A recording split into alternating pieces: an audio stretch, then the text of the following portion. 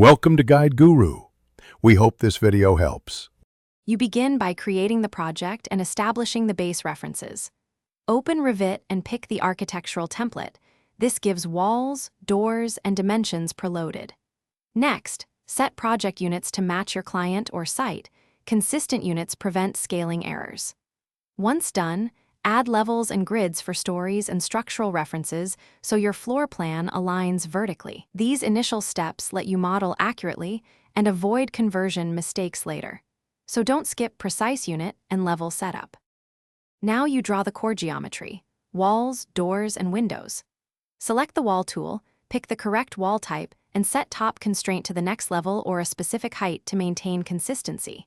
Then place doors and windows from the Architecture tab, adjusting width, sill height, and swing direction.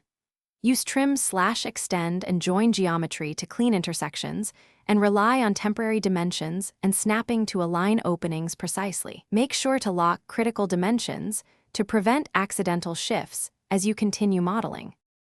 Finish by annotating and preparing output for construction or clients. Add dimensions and room tags to communicate layout and area. Set finishes on wall types so schedules report accurate materials. Once annotated, create a sheet, place the plan view at the desired scale, and insert a title block with notes.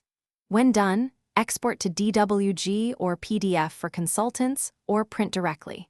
If things go wrong, revert to the saved version and compare changes. This prevents lost work and isolates the problematic step quickly. Thanks for watching. Consider subscribing if we helped you today.